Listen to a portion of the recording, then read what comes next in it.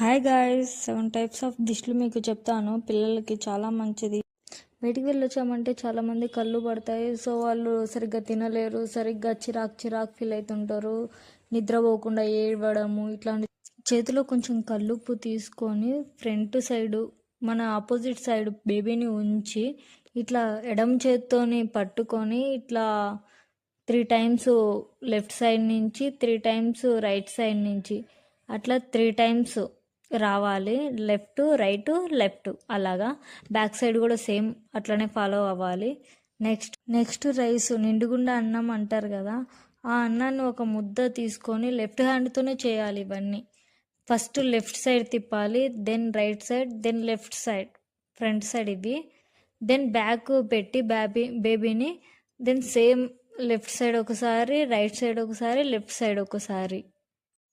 Then ఆవాలు, ఉప్పు, మిరపకాయలు ఉంటాయి కదా, ఎండు మిరపకాయలు, అవి కూడా సేమ్ పొజిషన్స్ సేమే. Front 3 times, back 3 times. నేను చూపిద్దామంటే అట్లా దిష్టి తీసేటివి చూడకూడదు, అది కూడా మీకు కూడా ఇబ్బంది అవుతుంది. సో అందుకు నేను చూపించట్లేదు. ఓన్లీ ఆవాలు, సాల్ట్ అయినా అట్లనే చేయొచ్చు, దిష్టి తీయచ్చు. Then white rice, red rice, black rice అంటారు. రెడ్ రైస్ అంటే కుంకుమ రైస్లో కలిపి ఒక ముద్దగా తయారు చేసి పెట్టాలి. దెన్ చార్కోల్ ఉంటుంది కదా, బొగ్గు, దాంతో ఒక ముద్దగా తయారు చేసి పెట్టుకోవాలి. అట్లా 3 కలర్స్తోని దిష్టి తీయాలి. ఒక ప్లేట్లో పెట్టుకొని ఇట్లా తీసేసేయండి. అవన్నీ కవర్లో తీసుకుపోయి 3 దోవల దగ్గర వేయాలి అంటారు. దూరంగా తొక్కని చోట వేయండి.